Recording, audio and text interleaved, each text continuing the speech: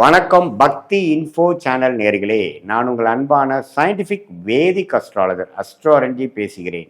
நல்லது நினைப்போம், நல்லதே நடக்கும். இந்த வீடியோவில் நம்ம என்ன பார்க்க போறோம்னா, மிதுன ராசிக்காரர்களுக்கு ஜூலை 2026 அந்த மாதம் எத்தகைய ஒரு மாதமாக, பலாபலன்கள் நிறைந்த ஒரு மாதமாக சயின்டிஃபிக் வேதிக் அஸ்ட்ராலஜி முறையில் துல்லியமான முறையில் நம்ம பார்க்க போகிறோம். பரிகாரங்கள், மூட நம்பிக்கைகள் அதுக்குள்ளெல்லாம் போகாமல் ஒரு கிரகம் ஒரு ராசிக்கு இந்தந்த இடத்துல சஞ்சரிக்கும் பொழுது, இந்தந்த இடத்துல ஒரு இடத்தோட்டு ஒரு இடம் பேரும் பொழுது எதுமாற ஒரு வாழ்க்கை தாக்கத்தை, எதுமாற வாழ்க்கை சம்பவங்கள் நாம எதிர்பார்க்கலாம் அப்படிங்கிறத நாம சயின்டிஃபிக் வேதிக் அஸ்ட்ராலஜி முறையில் துல்லியமான முறையில் மிதுன ராசிக்காரர்களுக்கு பார்க்க போகிறோம் இந்த வீடியோவில். இப்போ பாருங்க, மிதுன ராசிக்காரர்களுக்கு 10ஆம் இடத்திலேயே ராஜயோகாதிபதி சனி நீடித்திருக்கிறார். இப்போ 10ஆவதுக்கு குருவின் பார்வை வேற பெற்றுவிட்டது. பிகாஸ் ஆஃப் த ஜூன் மாதம் நடந்த குரு பயிற்சி. ஜூபிட்டர் பார்த்தீங்கன்னா கடகத்துக்குள்ள வந்துட்டார். ஸோ கடகத்துக்குள்ள 9ஆம் பார்வையாக 10ஆம் வீட்டை பார்க்கும் பொழுது மிதுன ராசிக்காரருக்கு இன்னுமே வாழ்க்கை, இன்னுமே தொழில் மேன்மை, இன்னும் பெனிஃபிட் ஆகிற மாதிரி, இன்னும் ஸ்ட்ராங் ஆகிற மாதிரி, இன்னும் வேலையில ஸ்திரத்தன்மை ஆகிற மாதிரி, நல்ல growth ஆகிற மாதிரி, இன்னும் ஃபோக்கஸ் அதிகமாகிற மாதிரி அமைப்புகள்லாம் கொடுக்குது.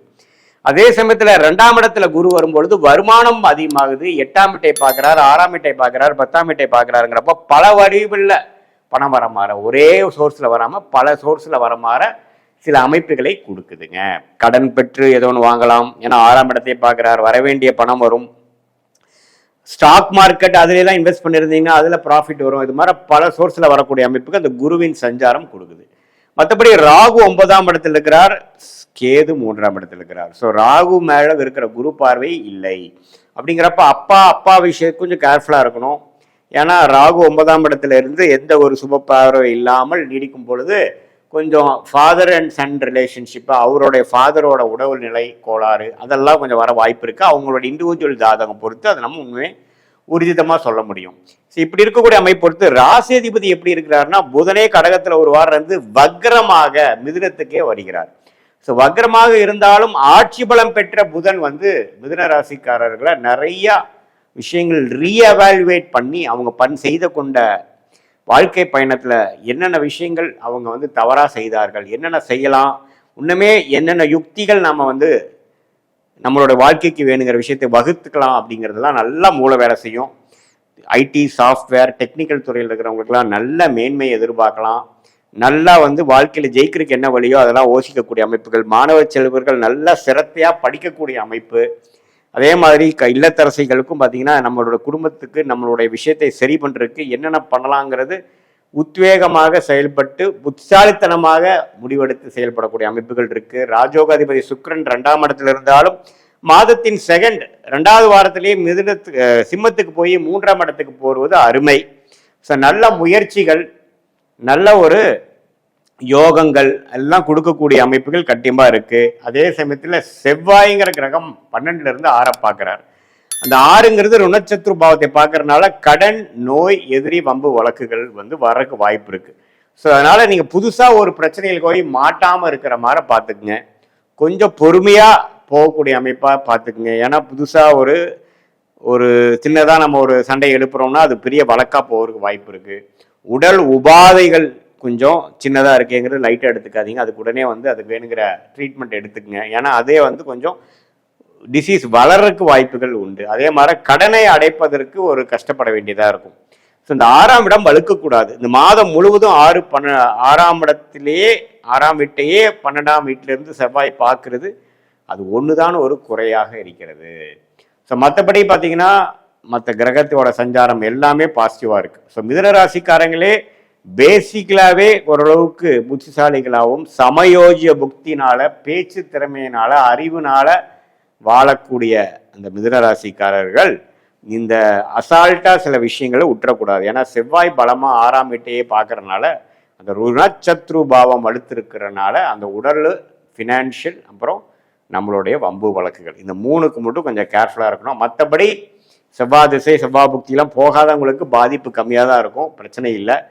ராசி அதிபதியே ராசியிலேயே மாதம் ஓரளவுக்கு 90% ஆஃப் த மாதம் ராசிக்குள்ளேயே இருக்கிறதுனால நாம என்ன நினைக்கிறோமோ அதை செய்யக்கூடிய அமைப்புகள் கண்டிப்பாக உண்டு. நல்ல லாபங்கள் வரக்கூடிய அமைப்புகள் இருக்குது. சில பிரச்சனைகள் தீர்த்துக்குள்ள ஒரு அருமையான ஒரு டைம், பல மாதமாக ஒரு பிரச்சனை போயிட்டு இருக்கிறது, இந்த மாதம் நான் தீர்த்துக்கிட்டேன் அப்படிங்கிற மாதிரிலாம் கொடுக்கக்கூடிய அமைப்புகள் இருக்குது. சுக்கிரனும் பார்த்தீங்கன்னா 2ஆம் இடத்துல இருக்கிறதுனால சில வருமானங்கள் நம்ம எதிர்பார்த்த டக்குன்னு ஒரு நடந்துருச்சு, நான் 6 மாதமாக போட்ட முயற்சி நான் எதிர்பார்க்காத டைமில் டக்குன்னு வந்துருச்சுங்கிற மாதிரி ஒரு நல்ல அமைப்புகள் இருக்குது. வேலை தொழிலில் நல்ல முன்னேற்றம். ராஜயோகாதிபதி 1.5 வருஷமாகவே சனி இருக்கிறதுல நல்லாவே டெவலப் ஆகி வரக்கூடிய அமைப்புகள் இருக்கு. ஏன்னா சனி வந்து ராஜயோகாதிபதியாக இருந்து 10ஆம் இடத்துல இருக்கிறார். அது வர இப்போ குரு பார்வை பெற்றனால வேலையில ஒரு ப்ரொமோஷன் வரக்கூடிய அமைப்பு கட்டாயம் உண்டு இந்த 6 மாசத்துல. அது குறிப்பா அதுக்கு வேணுங்கிற ஃபவுண்டேஷனாக ஜூலை மாதமாக உங்களுக்கு அமையும். ஸோ சூரியனும் ராசிக்குள்ள இருந்து இப்போ 2ஆம் இடத்துக்குள்ள வர்றதெல்லாம் வந்து நல்ல ஒரு விஷயம்தான். ஸோ எப்படி பார்த்தாலும் மிதுன ராசிக்கு ராசி அதிபதி பலமா இருக்கிறனாலையும் ராஜயோகாதிபதி 10லே நீடித்து இருக்கிறனாலையும் குருவின் பார்வையும் அவர் பெறனாலையும் அந்த குருவின் பார்வை 6, 8, 10 பார்க்கறதுனால பல வடிவுள்ள பணமும் வரவேண்டிய பணம், எதிர்பார்க்காத பணம், lottery, share market, stock market, அது மாதிரி விஷயத்துல சில பாசிட்டிவான விஷயங்கள் நம்ம எதிர்பார்க்கக்கூடிய ஒரு மாதமாக ஜூலை மாதம் 2026 மிதுன ராசிக்காரர்களுக்கு இருக்கு.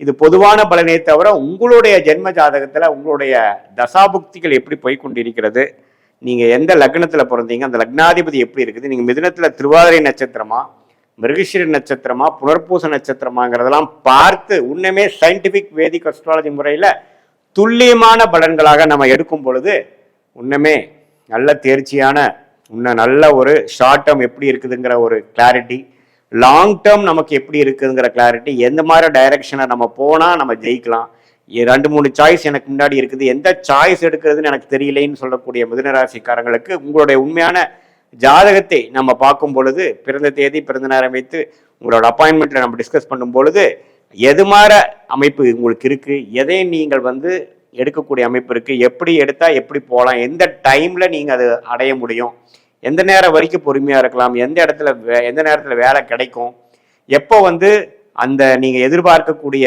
அந்த குழந்தை பெறுவா இருந்தாலும் சரி, கல்யாணமா இருந்தாலும் சரி, ஒரு வெளிநாடு வாய்ப்பா இருந்தாலும் சரி, வரவேண்டிய பணமா இருந்தாலும் சரி, உடம்பு சரியில்லாம இருக்கிறது உடம்பு எப்போ சரியாகுங்கிறதா இருந்தாலும் அந்த டைம் லைன்ஸை துல்லியமாக தசா, புக்தி, அந்தரம், சூக்ஷமம். தசா பார்த்தீங்கன்னா ஒரு 10 வருடம் அது மாதிரி பேசலாம்.